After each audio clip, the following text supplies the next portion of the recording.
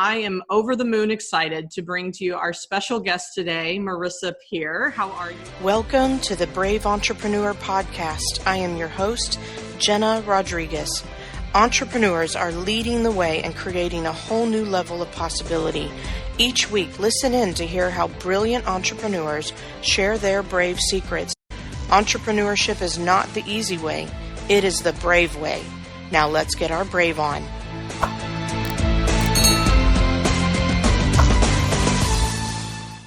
Hello, everyone. Welcome to another amazing episode of the Brave Entrepreneur Podcast. I'm your host, Jena Rodriguez, and your transformational mentor and growth strategist. And I am over the moon excited to bring to you our special guest today, Marisa Peer. How are you, ma'am? How are you? I am amazing and very honored to be invited. So thank you so much. Yes, you're so welcome. I have followed you for a couple years and your work and the amazing transformations and things that you do in the world. And I'm super excited to have this conversation and share with the world a little bit more about you and the important conversation I think you're having in the space that we're in. So would love for you to just take a moment and introduce yourself to those that are new to you. So my name's Marisa Peer. I'm from England, but I live half my life in LA. And I created a brand new brand of therapy called RTT. It means Rapid Transformational Therapy. And it's a new therapy that kind of simplifies therapy. So it gets you the same results you'd get having therapy for 5 years, probably much better. It's fast, it's super effective. And I created it because I was asked to over and over again, and I've now trained 4,000 therapists, many of them in America, who are having an amazing life. But I also have something called the I'm Enough movement. That's based on being a therapist for such a long time and seeing that all my clients, wherever they came from, whether they were billionaires or bakers, they all had this same I'm not enoughness. And I realized if I could cure the cause of people's issues, it would really help. And so that's now in schools and hospitals and mental health facilities. And I'm really proud of it because its strength is really in its simplicity. So I love the I'm Enough movement and I love RTT. Yeah, I do too. I love the concept and the transformation that it brings. And so, you know, for me, I wanted to find out from you, like, what is it that brought you to the I Am Enough? Not only through your own work, but even in your own story, what's transmuted over time for you as well? Well, yeah, I guess if I look at my life now, I was a classic case of not feeling enough. I had a father who was a head teacher, so very busy doing things for other people's children. That was his. Had an older brother who was a clever one, little sister who was quite definitely the pretty one. And I'm certainly not feeling sorry for myself, but I can see in my life how I felt so inadequate. I wasn't pretty, I wasn't smart, I wasn't interesting. My dad was always involved in other people's kids. And I grew up hugely insecure. I was massively insecure. And then I realized that I had the power to change that. No one else could do that. It was down to me. And eventually I came to America. I worked for Jane Fonda in her Jane Fonda's workout studio. And that was an epiphany for me because there were women there who were utterly gorgeous, movie stars, gorgeous, beautiful models. And they all felt like I felt inadequate. Right. And insecure. And I think that was the first time I realized, it's not what's going on out here, because by then, you know, I was fit, I had a great boyfriend, I had an envied life. I mean, I was one of Jane's top trainers, but it's not what's out there, it's what's in you, you know, the damage we carry into our adulthood. I always call it poison, like, you know, we take all this poison from our childhood and we pollute our present and our futures with these old beliefs that are so outdated, but we just don't know how to get rid of them. Right. And also working for Jane, I was amazed at how many gorgeous girls were anorexic, bulimic, or body dysmorphic. And I realized again that is not something you can change externally. Right. can't go on a diet because you have to change it internally. And so that really led me to studying hypnotherapy. And that for me was the big game changer. It changed everything on a dime. It was amazing. Yeah. And I appreciate that perspective because even in my own work, I always say that the things that we desire externally, undesire or desire requires that internal resolve. Cool. And it's like, that's the fundamental. And yet I'd love your perspective on why do you feel that people live so much in the external and are so resistant to looking in the internal and doing the internal work? I'm sorry. Oops. I think the media's done a great number on telling on is because of how it's going to make you feel. Yeah. So first of all, we have to want whatever I want, whether it's a pair of shoes or a gorgeous baby or a really healthy body or even a new haircut or a promotion at work. It's because of how it will make me feel. And so we live in a consumer world where we're told this will make you feel amazing. Oh, it doesn't, you need more. That handbag, that promotion. And so we start to pursue stuff because we've been told it makes you feel good. And then we realize, hang on a minute, if one pair of shoes made me feel good, why do I need 20? Right. One pair of skinny jeans made me feel amazing. Why do I need 10 pairs? If one promotion at work made me feel good, now I've got it. Why do I feel so bad? But we're not taught. It's not out there. It's in here. If you change in here, you have won. You've won big time. But it doesn't serve the media to have us believe that we've got to change in here. Yeah. It serves us to believe we need to buy stuff, make you feel good. We need designer things and perfect houses and perfect kids and perfect partners. And we meet people, we look at someone like Whitney Houston or Kate Spade and go, hang on a minute, beautiful, gorgeous, talented, rich. What's going on? But of course, what's going on is that they too are pursuing out there. And I think we're beginning to understand a lot of people are taking us to another level and saying, it's not out there. Yeah. It's in here. We have more stuff than our grandmothers could have even dreamed of. Right. We have less sex than our grandmothers had. We're less content.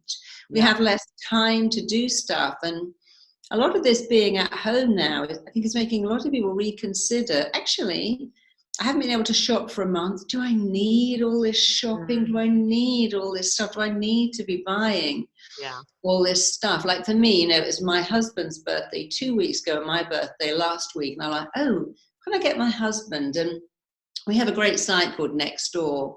So I went on there and I was thinking I could buy him an espresso machine. And then I found somebody that was selling it, and I went over and I took her some toilet roll and we had a lovely chat. And it's people that make us feel good. And where I am in LA, people are swapping. I'll swap baby wants for toilet rolls. People are taking out the little libraries and putting in food. In London, they're putting in phone boxes, our lovely red phone boxes, toilet rolls and jars of jelly and packets of rice and saying, take whatever you want. And we're really getting that community back, that it's being with people, sharing, caring, doing something for others and having them do something for us that makes us feel good. And we were really losing that. My daughter's generation, they have 5,000 Facebook friends, but no one who's going to come over when they're feeling bad. Yes. Everything is on Instagram. I was going through Norway with my husband on a train, and I said, wow, look at this water. And he's on his phone. I'm like, no, look at the water. You can see right through it. But every time I looked at him, he was on his laptop, he's on his phone.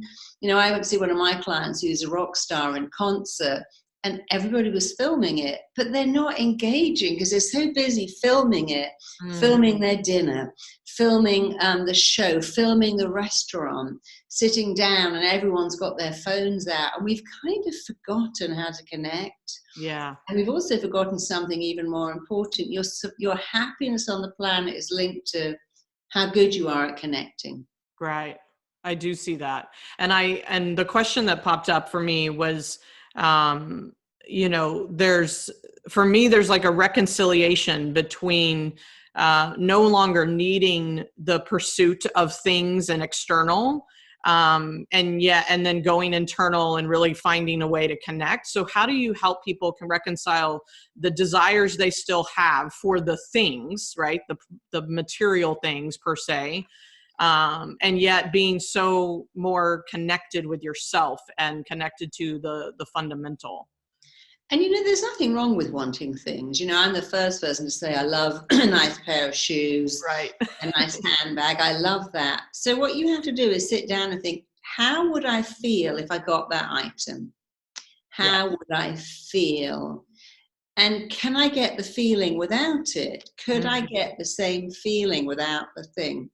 So the way around that is always to work out how you'll feel, and then to realize, well, I'll feel just as good without it. And to realize again, I say to all my clients, look, if having a Jo Malone candle would make you happy, or a beautiful cushion could make you happy, why do you need 10 Jo Malone candles? Right. Having one little jar of beautiful bath crystals, why have you got 20? Why do you need more? And that's the problem. We buy stuff to make us feel good. It doesn't work, so we buy more. We eat stuff to make us feel good. We go, wow, I ate that crystal cube drink to feel good. It doesn't work. I need 5 more. We know it doesn't work, but we're all brainwashed to then go and find more. And it's called excessive sickness, needing so much stuff. Yeah.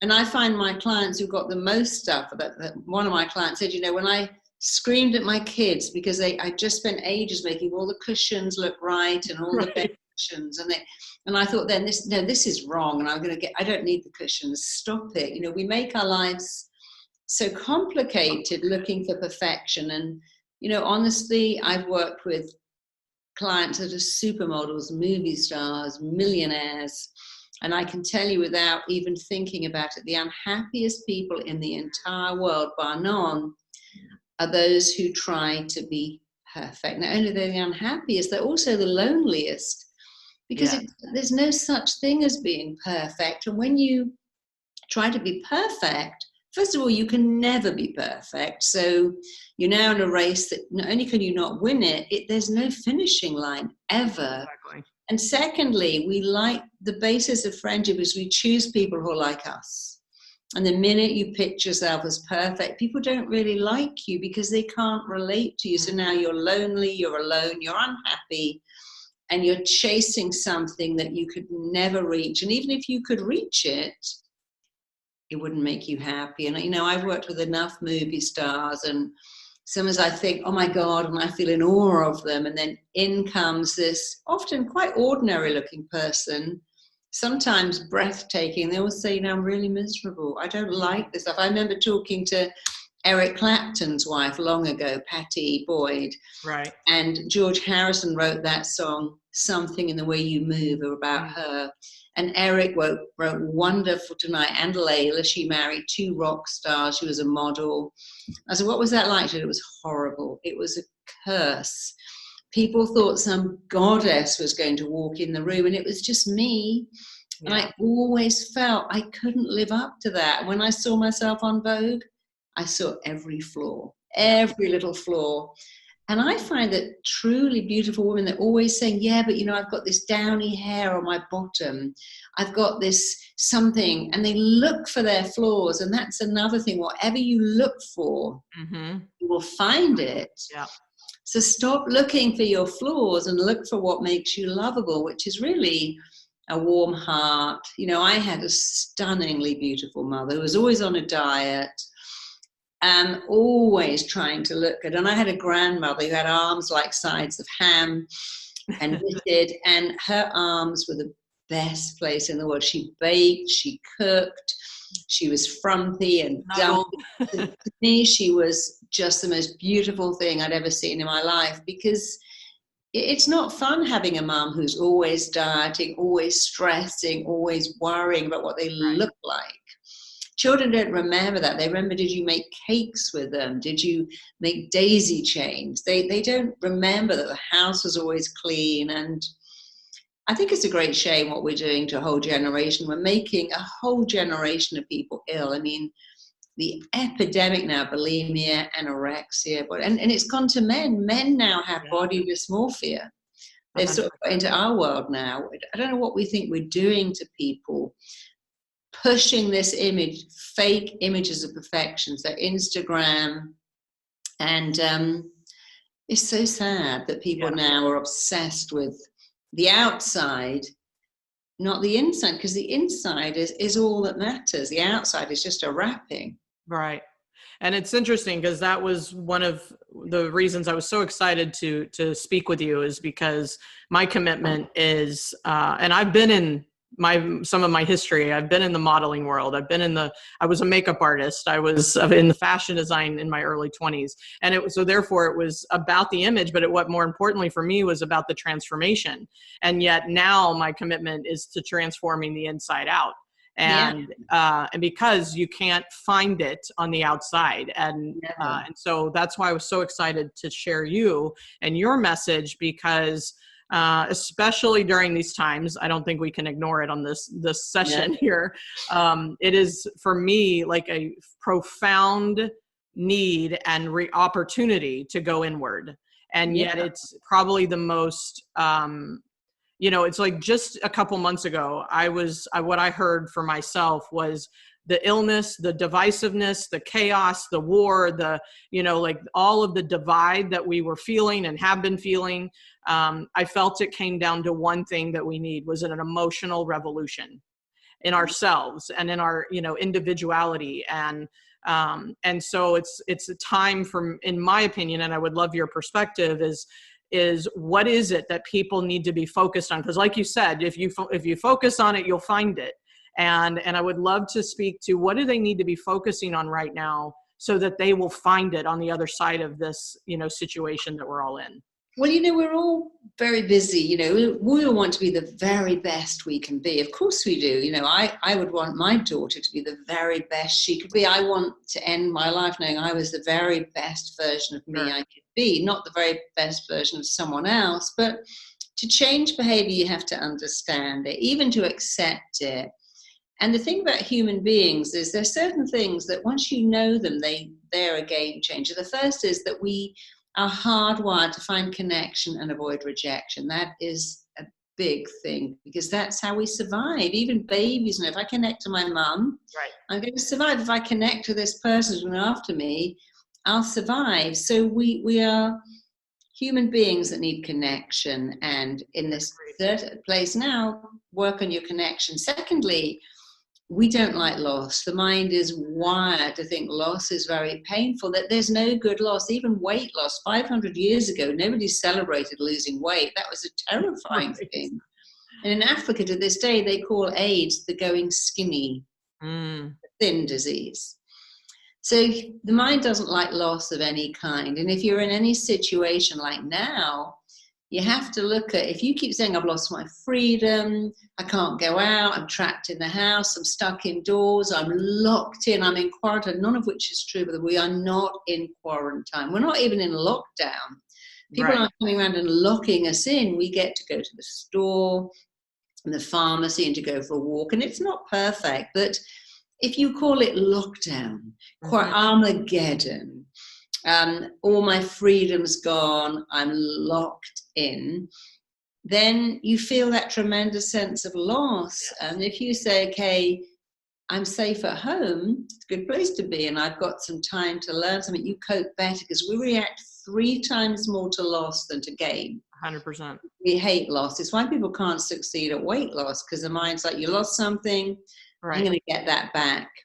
So first of all, you must understand that your mind doesn't like loss. But you haven't yes, there are people losing their jobs and losing their livelihood. We can't minimize that. But try to look for any gain. Whatever you can find will help you. Secondly, as human beings, we do not like uncertainty. It throws us right off balance. We need to know I'm okay. People I love are okay. I got enough money to pay the bills, and I'm not going to die. And in 9/11, we saw how fast that uncertainty went away. But we also saw people saying life will never be the same again. It kind of is the same again. Some things have changed, but flying is actually safer now than it was then. Right. But if you live in an uncertain time, which is when are we going to be able to go out? When is life coming back? In uncertain times, there's only one thing you can do. Give yourself certainty. I'm the same mum. I'm the same wife. I'm the same girlfriend. I'm the same daughter. I'm the same aunt. I'm the same employer. I haven't changed. And, we saw that when Trump got elected. We were going, I'm leaving the country. But of course they didn't. Right. So when outside of you is uncertain, give yourself certainty. And finally, we don't like change unless we can take control of that direction and change in our life and make it change. We don't like aging, we don't like being ill because it's like, oh, I can't control this. Actually, you can always grab a hold of the direction of change in your life and make something about it good. There's always something good. Yeah. So if you can make the direction of change good by looking for what's good, focus on gain, not loss, and keep your connection going, you will cope entirely differently with this situation. And we already know that because I'm going, actually, I'm loving this. Oh my God, I've got so much time. I'm cooking, meditating. Others, I hate it. I just want to run away. My kids are driving me mad. My partner makes me want to pull my hair out. Right. Because it's not events that affect us. Even this being indoors, that is not affecting you. The meaning you make of it is what affects you. The interpretation you put on it is what affects you. And the good news about that is that you can change the meaning at any time like that. And when you do that, it changes everything. It is the game changer. Yeah. Love really that. Yeah. Beautiful. Beautifully said. And thank you, because that's what I want people to grab onto. I've been saying, I'm like, everybody's experience is going to be different. Why? Because we individually create our experience and get to choose what that feels like and what the meaning is, which is beautiful. Like, I love that. So I'd love to kind of step back and one of my commitments on this show is full transparency, right? And brave for me is about facing ourselves. It's about owning personal ownership. It's about stepping into the person we're becoming and all of that. And so I'd love to know your story a little bit deeper. What has been one of, it's like, this is certainly an experience we're going through, but in your own life, what is something that you've had to bravely come through in order to be who you are today? Well, let me see. Being a single parent was interesting because people judge you for that. But I loved being a single parent. I mean, I love being a parent per se. I think some of the bravest moments when I became a speaker and I started to work on television. Of course, I'm the therapist. I'm working on shows dealing with mental health or weight. And there's always a doctor there. And on my first season, I noticed how easy it is to let the doctor take over because they're an eminent doctor and you're just this woo-woo person. And the doctor on this show, he was saying, carbs are really good and they're low fat. And I knew everything he was saying was completely out of the dark ages. No, carbs are sugar. There's no difference between bread or cake. It converts to sugar. But every time I spoke, he'd roll his eyes and he'd say something.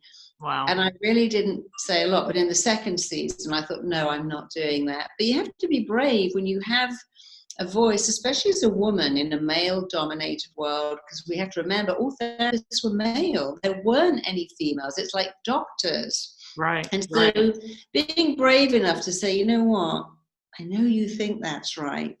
It's actually not right. And then I had the other end of that, being a therapist on TV. They'd say, could you make all these people cry? And I'm like, no. They said, can you humiliate them? I'm like, therapists don't do that. On one show, they said, could you put in a bikini, get in a jacuzzi and do therapy with one of the celebrities? I'm like, therapists just don't. No therapist would do therapy in a bikini in a jacuzzi. And so I had to fight back and be brave and find my voice. And it was actually very good for me because eventually I fought back. And when I first became a speaker, people would say to me, but who are you? Who are you to come on here and say that? I'm like, well, Someone's got to say it. And I've been a therapist for 30 years, and I think I've earned my opinion. And now I don't have any problem saying that stuff. But you have to take a leap of faith. Yeah. Sometimes you have to say, shall I keep this in and not offend someone and not risk being rejected, and then go home and always beat myself up I didn't open my mouth? Or shall I take a leap of faith and say no? And of course, whenever you put yourself out there, as you know, yes, whenever you write books or speak, people go, I hate you, I hate that book, who are you? And you just have to say, you just have to not let that in. So being brave is taking a leap of faith and being able to not let in destructive criticism, because you'll always get someone sure, like you. But of course, the truth is, if you like you, it doesn't matter. Somebody was recently commenting on something, I can't remember what it was, and he was trying to engage me. And I said, look, I don't think about you at all, so I don't really care what you think about me. I only care what I think about me. Do you care what I think about you? Probably not. And I don't care what you think about me, because I like me.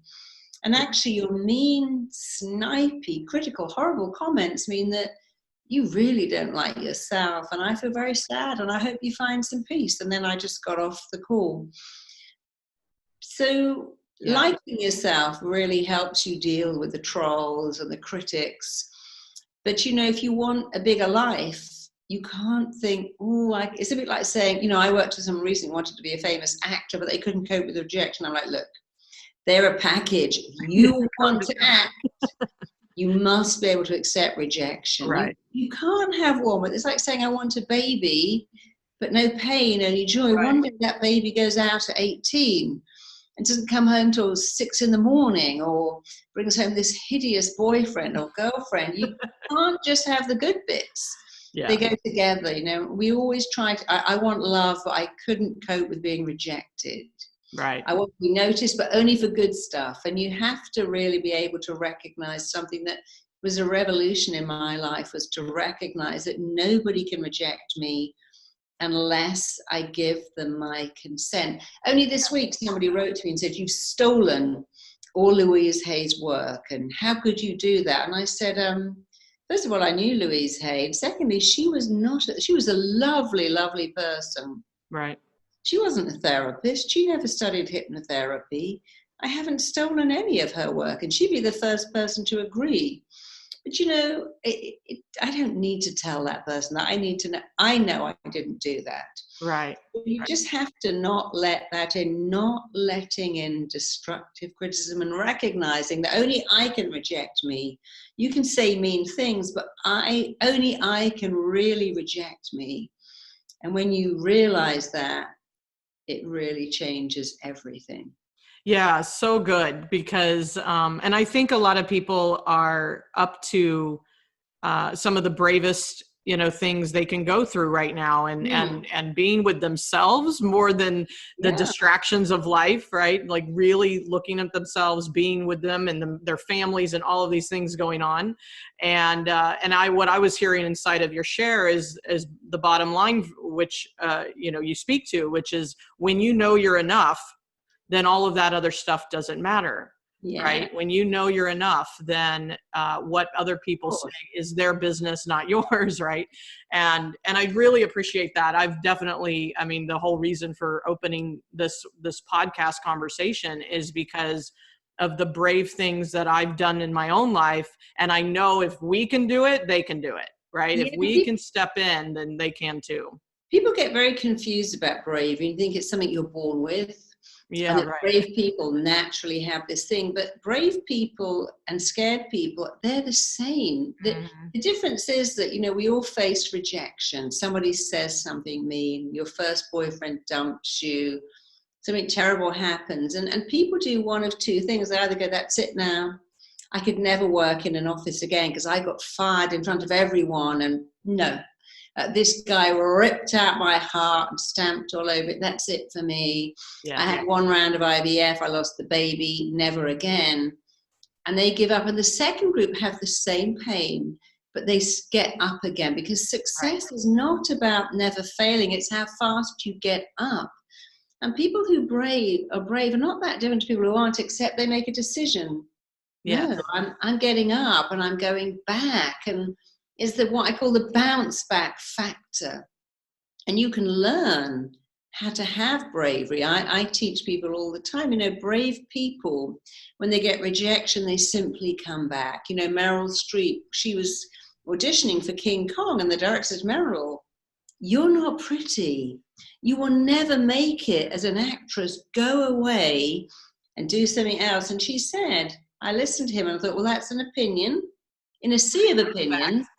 It's not my opinion. Right. And I'm going to go and find another opinion. And actually, if you ever see her in Out of Africa where Robert Redford is washing her hair, you would never say she's not pretty. She might not be classically beautiful, but she's talented and gifted. And thank goodness for us that she didn't let that in. And many people, Whoopi Goldberg was told, you will never make it.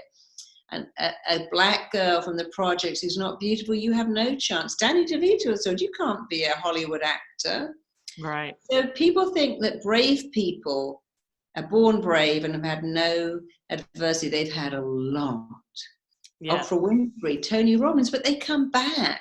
Yes. And you can learn to have the bounce back factor, I'll show you, I'm coming back from this. And once you get braver, it becomes easier to go on being brave. Once you do it once, it becomes easier to come back and to realize that for your body, fear and excitement are identical feelings. And this is what bravery is.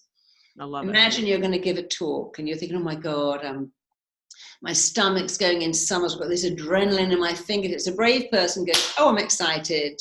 They know they're not, but they say, I'm excited, I'm ready. Another person goes, I'm terrified, I can't do this. And I've sat in many, we call them green rooms, waiting to go on television with a person next to me. And as they put the makeup on, it drips on and they go, I'm so scared. Aren't you scared? I'm like, I don't know. I'm telling my body I'm excited. I'm thrilled. I'm excited. I'm elated. Because, we all lie to ourselves. The guy in the room who said, I'm terrified, I feel like I'm dying here, that's a lie. Yeah. It wasn't. And I'm like going, I'm so excited. That's a lie. Yeah. I'm a great believer in telling yourself a better lie. Don't lie. Oh, this job is killing me. I'm as fat as a house. I'm exhausted. I'm starving. I'm dying of hunger. My kid is killing me. This commute is driving me crazy. They're all lies. They're all lies. Tell yourself a better lie. I'm brave. I'm strong. I'm invincible. I'm bouncing back. And here's one of my favorite lies, which I tell myself every day. And amazingly, it's become true. I have extraordinary, phenomenal coping skills. You say that just every day, it would change your life. Love it. It's not true, but neither is when I'm asked to speak, I'd rather die than give a speech. It would kill me if I had to stand up in my team and say something. I'll die if I have to confront one more difficult customer. Tell yourself a better lie, you have a better life. I love that. Yeah, I didn't start speaking until 7 years ago because I had to get over my lies. The first time I spoke, I held on to that. I had to have a podium because I knew. And my knees were knocking. I held on to it for dear life and just went. But now I walk into the audience, I come back. It's so easy because when you do something all the time, it stops being what you do and it becomes who you are, especially if you tell yourself a better lie from the very beginning. Yeah, love it. Well, speaking of speaking, I'm so honored that you and I both will be at the Best You Expo here in LA. Isn't it exciting? Yeah, when that returns, when they get that back on the calendar, and I appreciate that because I think people are definitely going through a time of transition, of change, and this is the time to turn on the brave, right? And brave, like you said, is a choice, and I've always believed that. I have been in Brave by Survival, and there's been a lot of choices in my life that have been, running away from something, and therefore it looked like it was it was necessary. But then there's this time of my life where the brave is really by choice. And this is a time where you get to choose brave and not hide under the covers, right? And not hide out. And so do something that stretches you and leans into what you're capable of, not what you think you aren't. So yeah, and I always remember Rod Stewart talking about his now wife Penny. He said, when I met her, I was dating loads of women, and she said to me, "I'm not sharing. No, it's either me and only me." And he said, I thought to myself, wow, this girl is so brave, because I'm a rock star and she's telling me we date exclusively or I'm off. And he said, I was so impressed by her bravery that I dropped all the other women and stayed with her, because people like bravery. And I often tell people that, be brave. Say to this guy, that doesn't work for me. Sorry, right. No, that's not good enough for me. I can't accept that. I'm not willing to. You want to turn up at 11 o'clock and see me for an hour? No, I'm worth more than that. Yeah. You want to turn up with a pizza on a first date and you can't even bother to take me out? No, that's not going to work for me. And when you talk to men like that, they really like it, because they realize, oh, this girl has a sense of herself, and I want to be with someone who feels that good about themselves. But we all think, oh, if I say that, you'll reject me. Many people say to me, at my office, every week, there's like, let's give $5 to this person who's leaving. I don't even know who this person is, and I don't want to give money, but I do anyway. Mm-hmm. But I admire the person who says, oh, sorry, no, I'm not doing that this week. Or no, I'm not staying late. I'm not driving 10 miles over to give you a lift. We like people who have the sense of self to say no, and yet while we like them, we think, well, I can't do that. And it's a bit like a scale. So if you imagine this is a scale, here is becoming a complete martyr. Sure, I lend you money, I lend you my clothes, I'll drive you to work without ever asking for gas money. That's the martyr. Right. And here is the ruthless, sorry, I should hold this up. Here's the martyr. I put everyone in front of me because I want them to like me. Right. Here's the ruthless person. I couldn't care less whether you like me or not, because it's all about me. But in the middle, it's called honoring yourself. Love it. Yes. Honor yourself. What do you want? Yeah. The amount of people say to me, I went on a diet and it was great. And then my friend brought around cake and I had to eat it because I didn't want to upset them. But you're not honoring yourself. The way you do it is go, oh my God, that looks so lovely. I've just eaten. Or I've just been told I can't eat. I'm just having a week without sugar. Could I have that? Put it away and have it next week. You can accept everything without eating it. Yeah. But we're so worried about hurting other people's feelings that we hurt our own. Yeah. We don't honor ourselves. And that's the honor yourself is where you want, because if you can't say no, yes has no meaning. And every yes is a disguised no. Yeah. Yeah. I love that. And it is I believe one of the bravest things we can do is to communicate what we desire. Yeah. Especially as a mother, when you have a daughter and she's going to meet some guy going, oh, if you love me, you'll have sex with me. Mm-hmm. If you love me, you'll take drugs. If you love me, we'll go shoplifting. If you love me, and you really need daughters to go, yeah, but I love me as well. Right. I feel very uncomfortable going shoplifting. I'm not ready to have sex with you. I'm 14. It doesn't feel right. But if we don't show our girls how to say no, because we're yes people, how are they ever going to learn?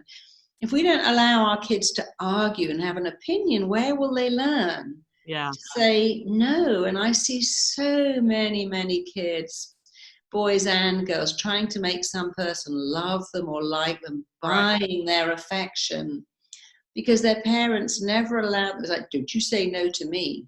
Right. You have an opinion. It's like, but they need an opinion. Yes. They need that sense of control, right? The illusion of control. And they need to be brave. The world isn't always kind.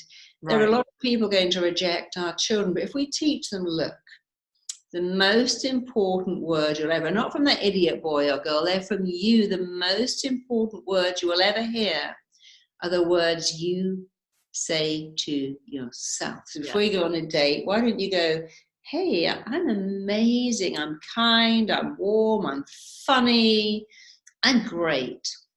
And anybody's lucky to be with me, don't say to them, oh, could you make me feel good about myself? Could you make me feel attractive or interesting? Because they might go, yeah, I can for tonight. And for the next 3 months, then I'm off. I'm going to find someone you on haven't to the next. before. Yeah. If they can give you that, they can also remove it. But if you give it, it's in you forever. Yeah. So whatever you want to hear from a withholding parent or a critical teacher or someone you want to like you, think of the words and say it to yourself. Because when you become your own best friend, when you fall in love with yourself, that is a lifelong romance. Yeah. That lasts forever. And nobody can take it away from you. No, and no waxing is required in advance.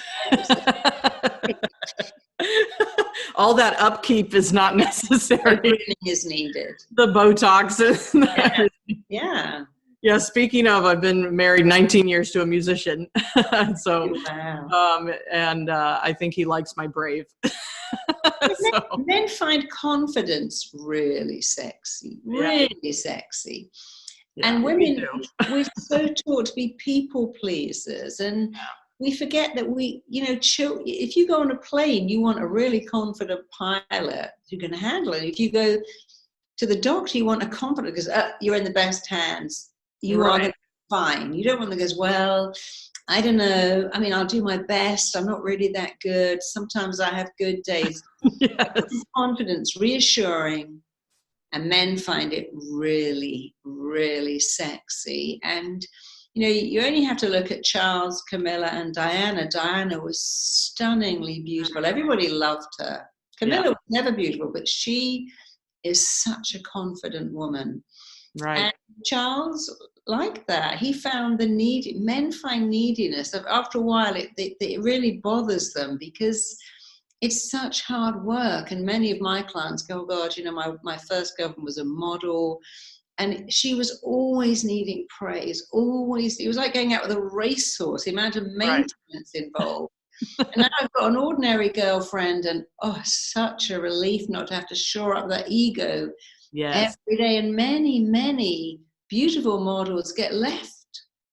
I mean, Elizabeth Taylor got left so many times, and yet she was stunning, and they get left because they're not confident, they're needy, and confidence is more attractive than neediness. And, we don't like needy men, we love confident men. Yeah, so I love that. You got to be, but remember that don't go out and go, hey, could you make me feel good about myself? Right. Whatever you need, think of the words you need to hear. What would a great teacher, the best parent, the most amazing partner, the most amazing friend say to you? And then say, and it's not rocket science, they'd say, you're so great, I love you. There's a template for the best girlfriend in the world, you'd be it. There was a template for the best kind of friend, you would be it. I wrote to one of my friends that if there was a template for the best friend in the world, it would be you. You are the template. Yeah. And just tell yourself that I'm so lovable, just the way I am. And then when you say that, it's like that Billy Joel song, Don't Go Changing. Yeah. I love that. Just the way you are. It's enough.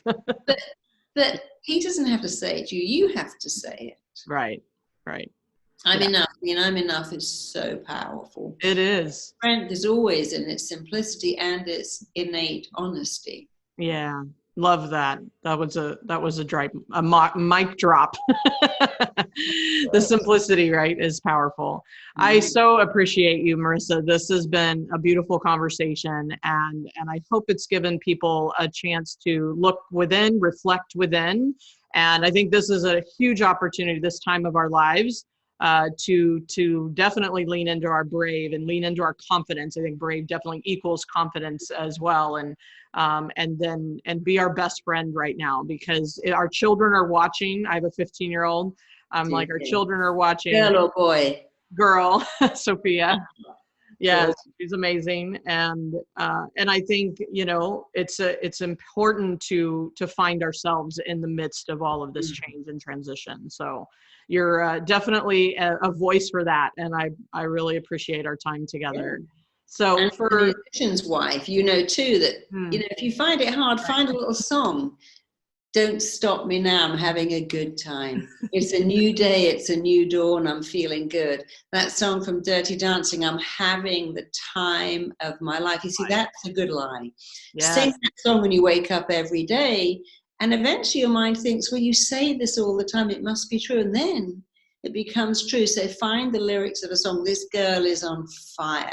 I love that. Titanium, and just put it on your phone and sing it Yeah. when you feel nervous, because that's the song I used to sing when I go on stage. Or I'd sing I Can Make You Feel Good by Shalimar, or I Need to Praise You Like I Do by Fat Boy Slim. Nice. It's a good lie. Yeah. But then of course it became real. Yeah, that's right. The thought first, right? And it's funny. My onstage song is "The Champion" by Carrie Underwood. Oh, I love I mean, that. it's just, it pumps me up like no tomorrow. So I'm with you. Find your lyric, right? Find your Sing lyric. your own song. Find your lyrics. Sing your own song. You can change the words. Yeah. You know, when Barack Obama played Sam Cooke, a change is going to come. Yeah. You believe that because the lyric went in. Lyrics go in. So yeah. Sing your own song. Find your own lyric. Perfect. Don't sing I Can't Live Without You. Right. Sing Jena. I'm a survivor. I'm going to. Yeah, it's not that one. Love is a battlefield. No, we don't want battlefields either. Love hurts, love wounds. Yeah. Sing one. Sing something else. Yeah, love is all around you. It's everywhere you go. Yeah. Love it. Love it. Find your lyric. Definitely a good advice. So what is so people can connect with you and get to know your brilliance. What's the best way for them to connect with you?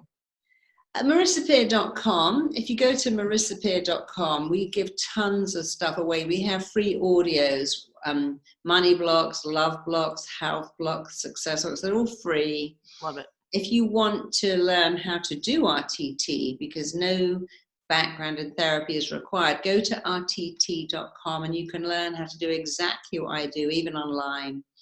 And if you want to join the I'm Enough movement, go to imenough.com and we'll send you tons of free stuff too. Wonderful. Well, thank you for your gift to the world. And of course, I know you have tons of resources and for people to be served and helped. And so I really appreciate that and love that you've been here. I have one final closing question. And I love asking this at the very end. If this was your last interview, if this was your last stage, never to speak again, like let that sink in. What would be the message that you would have for the world? I think it would be tell yourself you're enough every day. Don't wait for anyone else to tell you. Don't give up your power. Yeah. I'm enough will change your entire life. It lies behind binging, hoarding, addictions, self-sabotage.